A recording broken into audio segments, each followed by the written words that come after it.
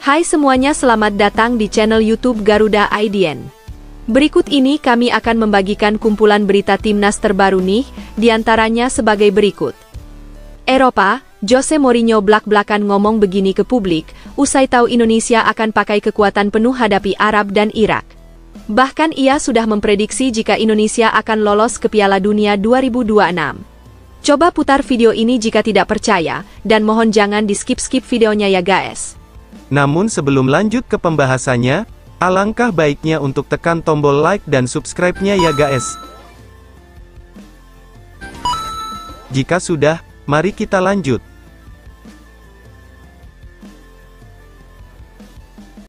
Timnas Indonesia kembali jadi sorotan jelang laga menghadapi Arab Saudi dan Irak. Pertandingan yang bakal digelar Oktober 2025 itu diprediksi menjadi ujian besar bagi skuad Garuda. Menariknya, Jose Mourinho, pelatih legendaris asal Portugal, sampai angkat topi terhadap formasi yang sedang dipersiapkan. Dengan tegas ia mengatakan bahwa dia kagum karena timnas Indonesia punya keberanian memainkan pola 3-5-2. Kalau mereka konsisten, saya sangat yakin Indonesia bisa lolos ke Piala Dunia 2026 yang akan datang. Kata-kata Mourinho tersebut membuat optimisme para pemain timnas melonjak. Formasi yang akan disusun ini dianggap ideal karena mampu memberikan keseimbangan antara pertahanan rapat dan serangan cepat. Publik menunggu bagaimana racikan berani ini benar-benar bisa memberi hasil nyata di lapangan. Berikut ulasan lain AP Timnas Indonesia selengkapnya. Emil Audero menjadi pilihan utama di bawah Mister Gawang. Kiper berdarah Indonesia-Italia ini terkenal memiliki refleks luar biasa, sanggup menepis tembakan jarak dekat maupun sepakan jarak jauh dengan timing sempurna. Emil juga tenang menghadapi tekanan lawan, jarang panik meskipun situasi sedang kritis. Pengalamannya tampil di Serie A membuat ia terbiasa berhadapan dengan striker papan atas, sehingga rasa percaya dirinya menular ke lini pertahanan. Selain menjaga gawang, Emil juga lihai mendistribusikan bola. Dengan umpan akurat, ia mampu memulai serangan cepat langsung dari lini belakang. Karakter kepemimpinannya terlihat dari arahan yang ia berikan kepada rekan-rekan setim. Bagi Indonesia, Emil tidak sekadar penjaga gawang, melainkan fondasi mental yang membuat tim lebih berani menghadapi siapapun. Untuk posisi bek, ada 3 pemain yang akan diturunkan. Mereka adalah Jai Itzes, Kevin Dix, dan Rizky Ridho. Sebagai bek tengah utama, Jai Itzes adalah figur penting yang memegang kendali di area pertahanan. Tubuh tinggi dan kuat membuatnya dominan dalam duel udara, sementara ketenangan menguasai bola menambah nilai plus. Jai tidak hanya mengandalkan kekuatan fisik, tetapi juga kecerdasan membaca pergerakan lawan. Intersepsinya sering memutus aliran bola sebelum menjadi ancaman. Ia juga berani menginisiasi serangan dari belakang dengan passing rapi ke lini tengah. Mentalitas kepemimpinannya terlihat dari cara ia menata rekan setim agar tetap fokus menjaga formasi. Jai mampu memberikan rasa aman, seolah-olah benteng pertahanan Indonesia sulit ditembus. Dalam skema 3 back, perannya sangat vital untuk memastikan lawan tidak leluasa mendekati kotak penalti. Kemudian ada Kevin Dix yang menempati posisi back tengah kanan dalam formasi 3 back. Ia dikenal sebagai pemain yang kuat dalam duel 1 lawan 1 dan punya disiplin tinggi dalam menjaga area pertahanan. Ketenangan Kevin saat ditekan lawan membuatnya jarang melakukan kesalahan fatal. Ia juga mampu melakukan umpan-umpan vertikal yang tajam untuk memulai serangan dari belakang. Keunggulan fisiknya mendukung peran ganda, sebagai penghenti serangan sekaligus penghubung lini belakang ke tengah. Adaptasinya terhadap berbagai situasi permainan menjadikannya bek modern yang fleksibel. Dengan pengalaman bermain di Eropa, Kevin membawa standar tinggi ke lini pertahanan Indonesia. Ia menjadi penyeimbang yang melengkapi kekuatan Jai dan Ridho. Selanjutnya ada Rizky Ridho yang melengkapi trio back di lini pertahanan dengan gaya bermain yang lugas. Meski usianya masih muda, ia sudah memiliki ketegasan luar biasa saat menghadapi penyerang lawan. Ridho sering memenangkan duel fisik dan tidak takut melakukan tackle bersih yang mematikan pergerakan lawan. Mobilitasnya juga baik, sehingga mampu menutup celah di sisi kanan. Selain bertahan, ia bisa mengirim bola ke depan dengan umpan jarak menengah yang akurat. Karakter pekerja keras menjadikannya pemain yang selalu total di lapangan. Publik menilai Ridho sebagai simbol generasi baru Indonesia yang berani tampil tanpa rasa gentar. Kehadirannya dalam formasi 3 back membuat lini belakang lebih solid dan sulit ditembus. Beralih ke lini tengah, ada 5 pemain yang akan diturunkan. Untuk di posisi jangkar, kali ini dipercayakan kepada Tom Haye, yang berperan besar mengatur serangan, sekaligus sebagai playmaker kreatif. Tom Haye adalah sosok yang memiliki visi permainan luas, sering mengirim umpan vertikal yang menembus pertahanan lawan. Tom piawai mengatur tempo, memperlambat saat dibutuhkan atau mempercepat untuk menyerang. Kecerdikannya terlihat dari cara ia membuka ruang dan memberi opsi kepada rekan setim.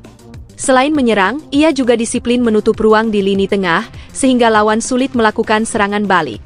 Kemampuan teknisnya dipadukan dengan pengalaman membuatnya menjadi pusat keseimbangan tim. Haye adalah sosok yang menjaga permainan Indonesia tetap hidup, tidak terburu-buru, tetapi tetap tajam. Dalam skema 5 gelandang, ia adalah jantung kreativitas yang menyatukan seluruh lini. Kemudian, 4 gelandang lainnya berperan sebagai pembantu jangkar. Mereka adalah Kelvin Verdong sebagai fullback kiri, Sandy Walsh sebagai fullback kanan, dan di sisi kanan dan kiri Tom Haye, ada Nathan Chu Aon dan Joe Pelupesi. Kelvin Verdong beroperasi di sisi kiri sebagai fullback dengan stamina tak ada habisnya. Ia dikenal rajin melakukan overlap untuk memberi opsi serangan tambahan. Umpan silangnya akurat, sering menciptakan peluang emas bagi penyerang. Namun, Verdong tidak melupakan tugas utama, bertahan. Ia cepat turun ketika tim kehilangan bola, menutup ruang lawan dengan cerdas. Kombinasi kecepatan dan kekuatan fisiknya menjadikan Verdong senjata ganda. Dalam sistem 5 gelandang, ia bukan hanya pengisi sayap, tetapi juga penggerak yang bisa membuka permainan melebar. Determinasi dan kerja kerasnya membuat ia sering dipuji sebagai pemain yang mampu menjaga keseimbangan tim, baik saat menyerang maupun bertahan. Lalu Sandy Walsh ditempatkan sebagai fullback kanan dengan peran serupa Verdong di sisi sebaliknya. Ia dikenal cerdas membaca permainan, tahu kapan harus maju menyerang dan kapan harus bertahan. Umpan-umpan silangnya tajam, sering mengarah langsung ke area berbahaya. Sandy juga rajin melakukan kombinasi dengan pemain sayap untuk menciptakan peluang. Kelebihannya adalah disiplin taktik, jarang meninggalkan celah meski rajin maju. Mobilitas tinggi membuatnya bisa naik turun sepanjang laga tanpa kehilangan fokus. Sandy adalah tipe bek modern yang berfungsi ganda, memperkuat pertahanan sekaligus menambah daya gedor. Keberadaannya memberi variasi permainan dari sisi kanan, membuat lawan harus waspada setiap saat. Kemudian ada Nathan Chu Aon yang dipercaya untuk membantu menguatkan lini tengah di posisi kiri dekat Tom Haye. Ia memiliki teknik passing rapi, sering menjadi penghubung antara gelandang tengah dan bek sayap. Nathan juga berani membawa bola maju untuk membuka ruang. Karakternya tenang, tidak mudah panik meski ditekan lawan. Ia memiliki fleksibilitas, mampu bergeser ke berbagai posisi ketika dibutuhkan. Dengan gaya bermainnya yang sederhana tetapi efektif, Nathan adalah tipe pemain yang membuat tim lebih stabil. Ia bukan bintang mencolok, tetapi justru itulah keistimewaannya, memberi keseimbangan agar permainan tetap berjalan mulus. Keberadaannya penting untuk memperkuat dominasi di lini tengah. Berikutnya, Joe Pelupesi melengkapi lini tengah dengan peran box-to-box. Ia punya ketahanan fisik luar biasa, sanggup menutup ruang lawan sekaligus maju membantu serangan. Gaya bermainnya mengandalkan pressing ketat, membuat lawan kesulitan menguasai bola. Joe juga bisa menjadi penghubung yang memberi umpan sederhana namun efektif untuk menjaga aliran permainan. Mentalitas pekerja kerasnya membuat ia jarang berhenti berlari sepanjang laga. Ia adalah pemain yang lebih mementingkan kerja kolektif daripada aksi individu. Dalam formasi 5 gelandang, Joe adalah figur yang menjaga dinamika, membantu Haye membangun serangan sekaligus melindungi pertahanan. Perannya krusial untuk memastikan transisi berjalan lancar dari bertahan ke menyerang. Terakhir, untuk posisi striker ada 2 pemain yang akan dipercaya, mereka adalah Ragnar Oratmangon sebagai sayap kiri dan Ole Romeni sebagai sayap kanan. Ragnar Oratmangon ditugaskan sebagai penyerang kiri. Ia punya kecepatan luar biasa dan kelincahan dalam menggiring bola. Ragnar sering melakukan cut inside, menusuk ke kotak penalti untuk menciptakan peluang. Selain itu, ia juga bisa mengirim umpan matang kepada rekannya di depan gawang. Kreativitasnya membuat ia sulit ditebak lawan. Ragnar rajin bergerak tanpa bola, menarik bek lawan untuk membuka ruang. Determinasi tinggi membuatnya berbahaya hingga menit akhir. Ia adalah tipe penyerang sayap yang bisa mencetak gol sekaligus memberi assist. Dalam formasi 3-5-2, perannya sangat penting untuk memberi variasi serangan dari sisi kiri sekaligus menekan pertahanan lawan. Ole Romeni menjadi striker utama yang diandalkan untuk mencetak gol. Ia memiliki insting tajam di kotak penalti, selalu berada di posisi tepat untuk menyambut bola. Finishingnya klinis, baik dengan kaki maupun kepala.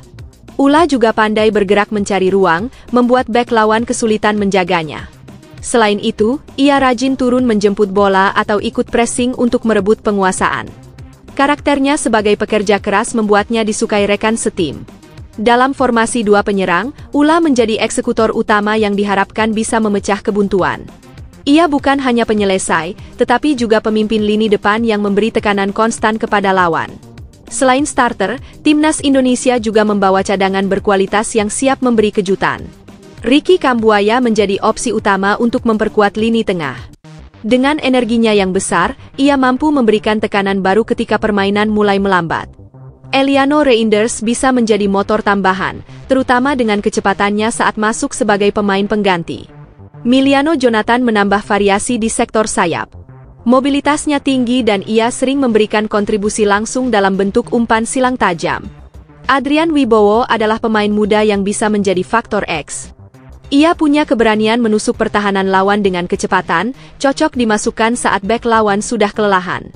Mauro Zylstra hadir sebagai striker pelapis dengan kekuatan fisik mumpuni. Ia bisa menjadi target man yang memanfaatkan bola-bola udara atau memecah konsentrasi bek lawan. Justin Hubner melengkapi daftar cadangan dengan ketangguhan sebagai bek tengah. Posturnya besar, duel udaranya kuat, sehingga ideal masuk ketika tim butuh tambahan tenaga di lini pertahanan. Marcelino Ferdinand tetap dipanggil meski diproyeksikan sebagai cadangan. Kreativitas, visi, dan keberaniannya membawa bola bisa menjadi senjata rahasia di momen penting. Sebaliknya, Mark Locke kali ini tidak dibawa, sebuah keputusan yang menimbulkan diskusi, tetapi menunjukkan adanya perubahan strategi. Dengan komposisi starter dan cadangan seperti ini, Indonesia diyakini memiliki amunisi lengkap untuk menghadapi laga krusial yang bisa menentukan langkah ke Piala Dunia 2026. Nova Arianto bongkar target rahasia Timnas U17 jelang Piala Dunia Qatar 2025. Erick Thohir kasih pesan mengejutkan, tradisi Garuda Asia harus terjaga.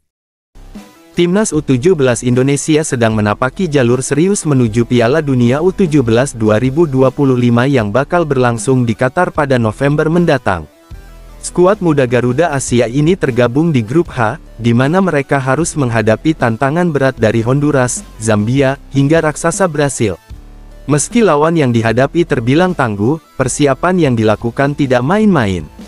Setelah sempat menjalani pemusatan latihan selama 2 pekan di Bulgaria pada awal September, para pemain muda langsung diarahkan ke tahap berikutnya. Program latihan berlanjut di Yogyakarta pada tanggal 29 September hingga tanggal 14 Oktober. Di periode ini, pelatih Nova Arianto bersama stafnya menekankan fokus utama pada pembenahan kelemahan yang masih terlihat selama TC di Eropa. Uji coba melawan sejumlah klub saat di Bulgaria memang memberi gambaran jelas, bahwa masih ada aspek teknis maupun mental yang perlu ditingkatkan. Nova menegaskan, konsistensi menjadi kunci. Ia ingin pemain seperti Evandra Florasta maupun Mierza Firjatullah dan rekan-rekannya tetap stabil dalam performa, baik saat latihan maupun pertandingan. Setelah fase di Yogyakarta selesai, tim dijadwalkan langsung bertolak ke Dubai untuk melanjutkan persiapan akhir sebelum tampil di ajang bergengsi tersebut. Di balik semua persiapan teknis, ada pula pesan penting dari Ketua Umum PSSI, Erick Thohir.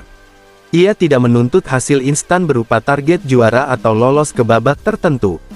Justru yang ditekankan adalah pentingnya menjaga tradisi keikutsertaan Indonesia di Piala Dunia U17. Erick berharap Garuda Asia bisa menjadi langganan tetap turnamen ini, mengingat ajang tersebut kini digelar setiap tahun. Bagi Nova sendiri, ada harapan pribadi yang tak kalah penting. Ia ingin para pemain merasakan langsung atmosfer persaingan dunia, sehingga pengalaman itu menjadi modal berharga untuk perjalanan karir mereka di masa depan. Bagi pelatih muda ini, yang terpenting bukan sekadar skor akhir, melainkan proses pembentukan mental dan kualitas pemain. Dengan demikian, generasi muda Indonesia akan memiliki bekal kuat untuk bersaing di level lebih tinggi. Kabar mengejutkan Timnas Indonesia, Emil Audero mendadak hilang saat pemanasan di Serie A. Laga kontra Arab Saudi dan Irak kini bikin Garuda waspada. Menjelang putaran keempat kualifikasi Piala Dunia 2026 zona Asia, kabar kurang sedap datang menghantam persiapan timnas Indonesia. Emil Audero, salah satu penjaga gawang yang sebelumnya dipastikan masuk daftar skuad Garuda, mendadak bermasalah saat pertandingan Serie A yang mempertemukan Cremonese dengan Como 1907. Laga tersebut sejatinya menjadi ajang penting bagi Audero untuk menjaga sentuhan kompetitif sebelum ia terbang membela merah putih. Namun, alih-alih tampil penuh, ia justru harus ditarik dari daftar pemain hanya beberapa menit sebelum pertandingan dimulai. Sang kiper sempat ikut dalam pemanasan bersama rekan-rekannya, tetapi tiba-tiba meninggalkan lapangan, memunculkan spekulasi besar soal kondisi kesehatannya. Situasi ini sontak menambah kerisauan, sebab timnas Indonesia sudah dijadwalkan menghadapi dua lawan berat. Pada tanggal 9 Oktober Garuda akan melawat ke markas Arab Saudi, lalu 3 hari berselang menjamu Irak. Dua partai itu diprediksi menjadi ujian krusial yang bisa menentukan langkah Indonesia di babak kualifikasi. Patrick Kluivert sendiri telah memanggil 28 pemain, termasuk 3 penjaga gawang, Maarten Paes, Emil Audero, dan Hernando Ari. Namun, kini justru dua nama utama tengah menghadapi masalah. Paes masih berusaha pulih dari cedera dan belum sekalipun bermain untuk FC Dallas musim ini. Sedangkan status Audero semakin meragukan setelah insiden pemanasan di Cremonese. Laporan dari media Italia menguatkan kekhawatiran publik, meski hingga kini belum ada keterangan resmi terkait cedera yang dialami Audero. Jika benar ia harus menepi, maka pilihan yang tersisa bagi Kluivert semakin sempit. Hernando Ari kemungkinan besar akan naik sebagai opsi utama di bawah Mistar. Kendati memiliki potensi besar, pengalaman internasionalnya masih relatif terbatas sehingga beban yang dipikulnya jelas tidak ringan. Kondisi ini membuat perhatian publik sepak bola tanah air tertuju pada lini belakang. Ketika Garuda harus menghadapi tim-tim kuat dengan reputasi besar, kestabilan di posisi penjaga gawang menjadi sangat vital. Absennya satu atau bahkan dua kiper andalan tentu bukan skenario yang diharapkan. Kini, semua pihak menunggu kabar terbaru mengenai kondisi Emil Audero.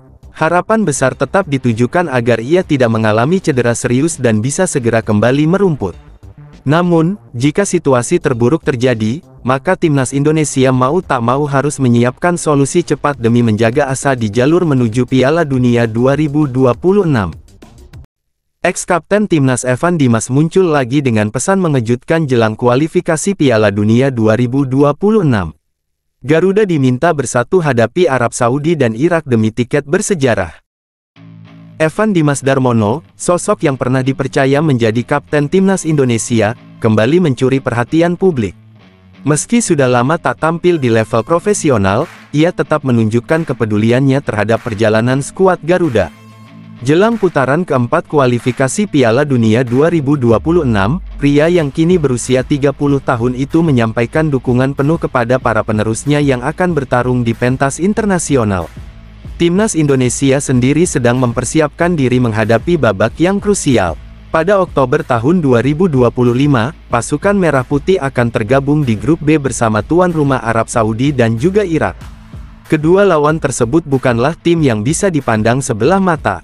Meski demikian, optimisme tetap ada, terutama setelah Patrick Kluivert memanggil 28 pemain terbaik untuk memperkuat skuad.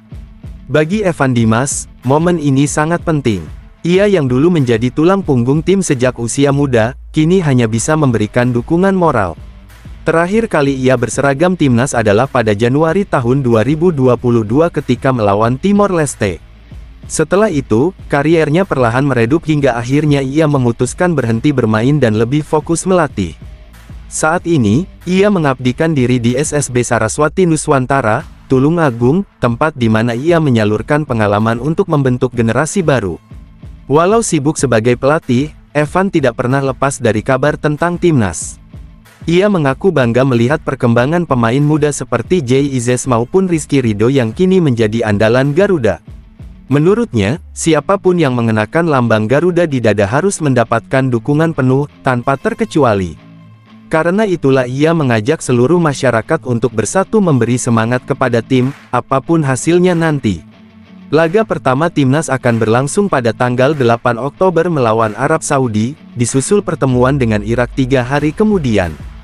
Pertandingan ini dipastikan tidak mudah, sebab hanya pemuncak klasemen yang otomatis melangkah ke putaran final. Dengan tekanan setinggi itu, setiap kesalahan bisa berakibat fatal.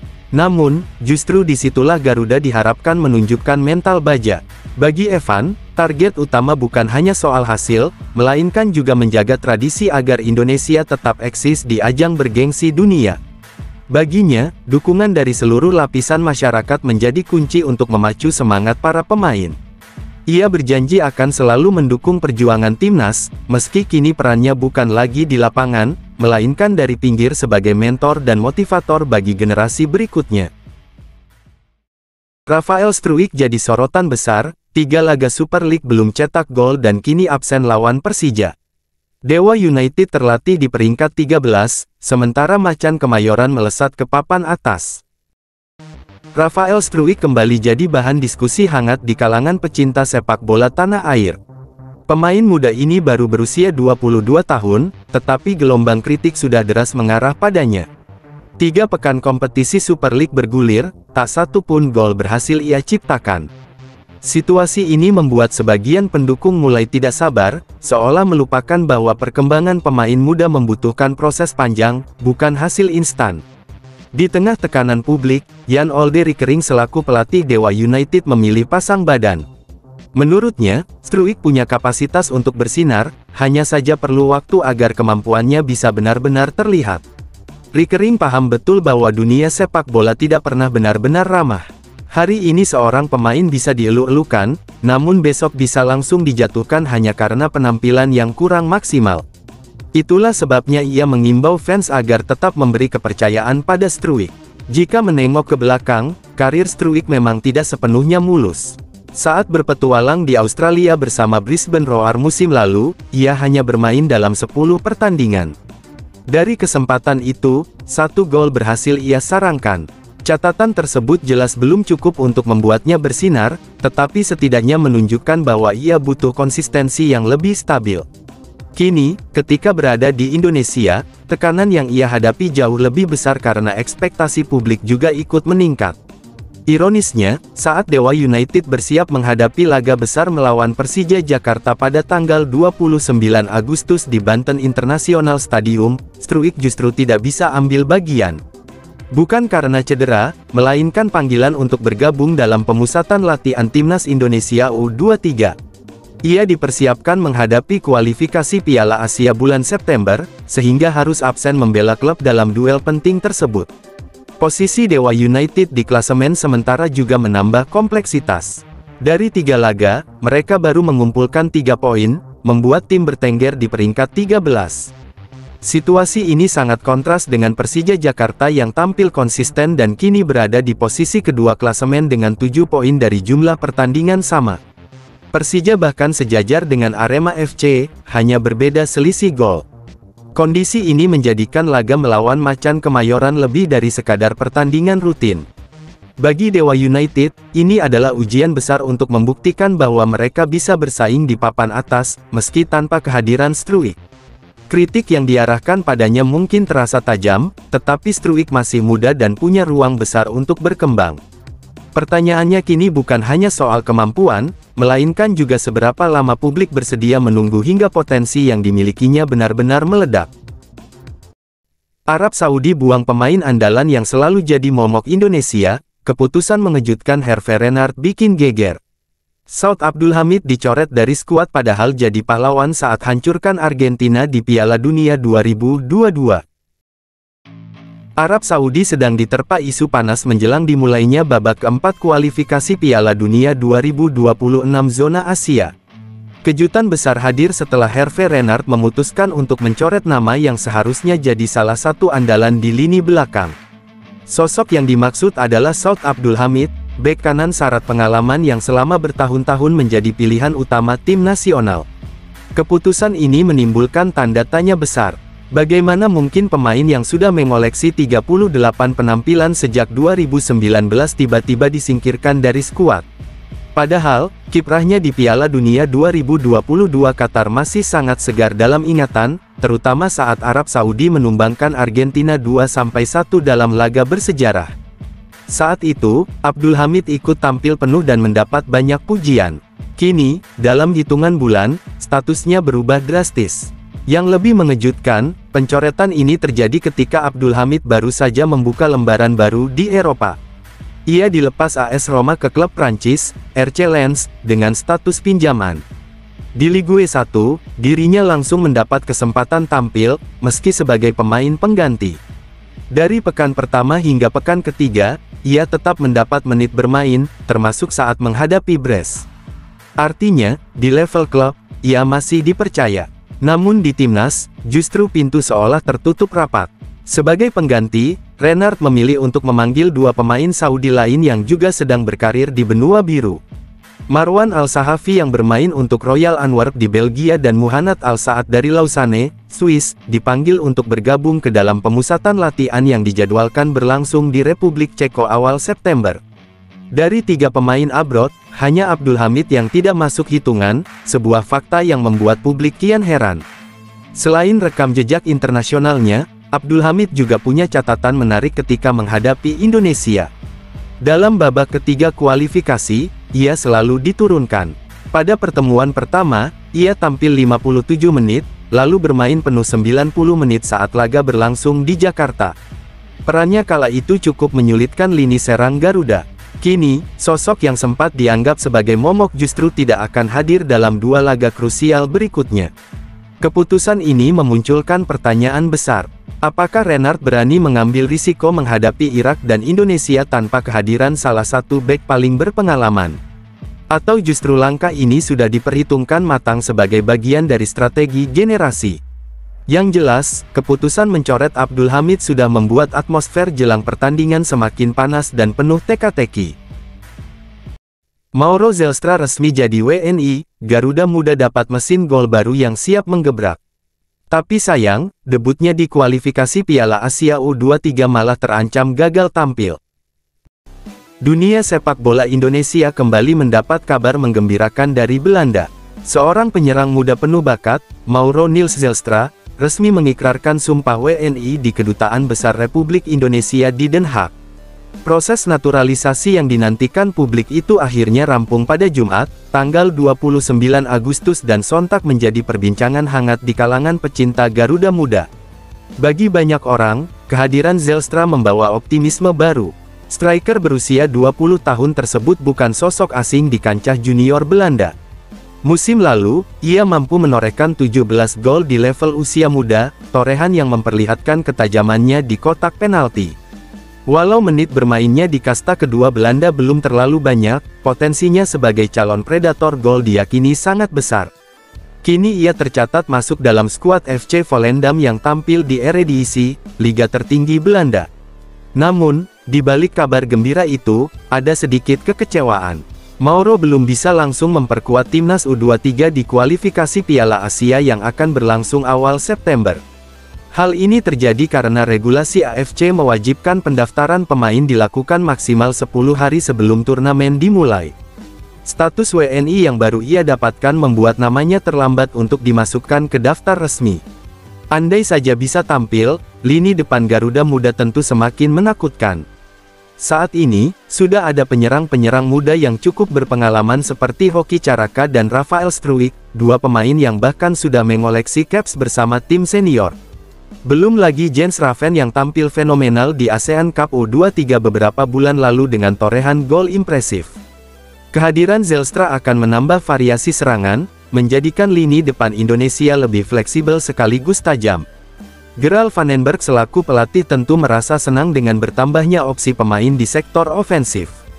Dengan Zelstra di dalam skuad, lawan-lawan seperti Korea Selatan, Laos, dan Makau yang tergabung di grup J, akan semakin kesulitan membaca pola permainan Indonesia. Apalagi laga-laga kualifikasi nanti akan berlangsung di Stadion Gelora Delta, Sidoarjo, dari tanggal 3 hingga tanggal 9 September tahun 2025. Dukungan publik tanah air diyakini akan menambah semangat skuad muda Garuda. Meski belum bisa langsung diturunkan, Mauro tetap dianggap sebagai aset jangka panjang bagi timnas Indonesia. Darah Belanda Indonesia yang mengalir di dirinya membuat perjalanan ini terasa begitu emosional. Kini, harapan publik adalah melihatnya berkembang pesat hingga benar-benar menjadi penyerang haus gol yang bisa diandalkan. Satu hal yang pasti, Zylstra merupakan potongan penting dari puzzle besar masa depan Garuda Muda. Tinggal menunggu waktu untuk melihatnya benar-benar meledak di pentas Asia. Mauro Zylstra resmi jadi WNI, Menteri Hukum RI langsung turun tangan di Belanda. Striker 188 jam bisa tampil lawan Taiwan dan Lebanon, Garuda punya senjata rahasia baru. Sebuah babak baru untuk sepak bola Indonesia resmi tercatat di Den Haag, Belanda, pada Jumat malam, tanggal 29 Agustus. Di hadapan pejabat tinggi negara, Mauro Niels Zylstra, penyerang muda FC Volendam yang memiliki postur 188 cm, mengucapkan sumpah sebagai warga negara Indonesia. Proses ini disaksikan langsung oleh Menteri Hukum dan HAM, Dr. Supratman Andi Aktas, yang hadir bersama Sekretaris Jenderal Kementerian Hukum Niko Afinta serta Duta Besar RI untuk Belanda, Meijer Vas. Menariknya, momen tersebut tidak hanya menghadirkan Zylstra. Ada pula 3 pesepak bola wanita yang ikut diresmikan sebagai warga Indonesia. Mereka adalah Pauline Jeanette van de Poel, Isabel Koryankop, dan Isabel Notet. Ketiganya diproyeksikan untuk memperkuat timnas putri Indonesia di masa mendatang. Dalam pidatonya, Menteri Supratman menegaskan bahwa naturalisasi ini bukan sekadar proses hukum administratif, melainkan bukti komitmen untuk mengabdi kepada bangsa dan memberi kontribusi nyata di lapangan hijau. Pertanyaan yang kemudian menyeruak adalah apakah Mauro bisa langsung diturunkan oleh Patrick Kluivert ketika Indonesia menghadapi Taiwan pada tanggal 5 September dan Lebanon 3 hari berselang. Dengan usia baru 20 tahun, tubuh jangkung, serta naluri mencetak gol, ia dianggap memiliki modal besar untuk menjadi senjata baru Garuda di lini depan. Padahal, rencana awal menempatkan Zylstra di skuad U23 yang akan berlaga di kualifikasi Piala Asia U23 di Sidoarjo pada 3–9 September. Sayangnya, proses administrasi membuatnya gagal masuk daftar. Paspor Indonesia miliknya baru rampung setelah batas pendaftaran resmi AFC pada tanggal 24 Agustus lewat. Akibatnya, peluang tampil di ajang usia muda pun tertutup. Kondisi tersebut justru membuka jalan baginya untuk langsung menembus tim senior. Jika Kluivert memberi kesempatan dan Mauro mampu menunjukkan kualitasnya, debut pada FIFA Matchday September bisa menjadi pintu gerbang karir internasional yang lebih besar. Bahkan, tidak tertutup kemungkinan dirinya ikut serta dalam skuad yang akan tampil di ronde keempat kualifikasi Piala Dunia 2026 pada Oktober mendatang. Bayangkan, seorang penyerang yang baru saja meresmikan status WNI bisa langsung terjun ke laga sekelas kualifikasi Piala Dunia. Publik pun dibuat antusias sekaligus penuh harap. Mauro Zylstra bukan sekadar pemain diaspora baru, melainkan simbol dari keseriusan Indonesia dalam memanfaatkan talenta keturunan. Jika ia mampu menjawab ekspektasi tinggi sejak debutnya, maka timnas Indonesia akan mendapat tambahan amunisi segar untuk menantang kekuatan besar Asia di masa depan. Christian Gonzalez turun gunung latih bocah Indonesia, buka rahasia jadi striker garang. Hisense hadirkan coaching klinik gila-gilaan di Jakarta, bibit Garuda digembleng mental dan teknik. Christian Gonzalez, penyerang naturalisasi yang pernah menjadi tumpuan timnas Indonesia, kembali hadir di lapangan hijau. Namun kali ini bukan untuk mencetak gol, melainkan membagikan pengalaman dan pengetahuan kepada generasi muda. Pemain yang akrab dipanggil El Loco itu, dengan catatan 32 penampilan dan 13 gol bersama Garuda, kini mengabdikan dirinya lewat peran baru sebagai mentor sepak bola usia dini. Di usianya yang sudah 48 tahun, Gonzalez tetap terlihat penuh energi. Senyumnya merekah ketika menyaksikan antusiasme anak-anak yang berlarian, menggiring bola, lalu mendengarkan setiap nasihat darinya. Ia berulang kali menekankan bahwa teknik memang penting, tetapi mental adalah kunci utama. Tanpa mentalitas yang kuat, bakat setinggi apapun bisa tenggelam di tengah tekanan kompetisi. Kegiatan yang digelar di Jakarta pada Selasa, tanggal 8 Juli itu berlangsung dalam rangkaian program coaching klinik bertajuk Own the Moment, Build the Future. Acara ini diprakarsai oleh Hisense, sebuah merek global yang dikenal sebagai mitra resmi FIFA Club World Cup. Alih-alih sekadar meluncurkan kampanye promosi, mereka memilih langkah nyata dengan mendatangkan sosok legenda untuk berinteraksi langsung dengan anak-anak Indonesia. Momen tersebut menjadi kesempatan istimewa bagi para pemain muda dari sekolah sepak bola Nusantara. Bayangkan, mereka mendapat ilmu langsung dari striker yang pernah ditakuti bek-bek Asia Tenggara. Gonzalez mengajarkan cara melepaskan tembakan tajam, menguasai bola dalam tekanan, hingga tetap tenang di depan gawang lawan. Selain sesi praktik di lapangan, program ini juga disertai dukungan berupa donasi sarana latihan bagi sekolah sepak bola tersebut. Dengan adanya fasilitas tambahan, diharapkan anak-anak bisa terus mengasah keterampilan mereka setelah sesi singkat bersama sang legenda berakhir. Hisense sendiri menegaskan bahwa inisiatif ini merupakan bagian dari komitmen sosial perusahaan. Selama ini mereka memang dikenal di bidang elektronik dan peralatan rumah tangga, tetapi melalui program semacam ini, mereka ingin berkontribusi pada pembangunan olahraga Indonesia. Bahkan sebelumnya, mereka telah menggulirkan program Football for Schools yang menjangkau puluhan kota di berbagai daerah. Bagi Gonzalez, kegiatan semacam ini jangan hanya dipandang sebagai seremonial. Ia percaya, bila pembinaan dilakukan serius sejak usia muda dengan penekanan pada mentalitas yang benar, maka masa depan sepak bola Indonesia bisa jauh lebih cerah. Hari itu, di bawah teriknya matahari Jakarta, anak-anak berlari mengejar bola sambil membawa mimpi besar. Dan mereka melangkah dengan rasa bangga, karena baru saja belajar langsung dari seorang legenda hidup.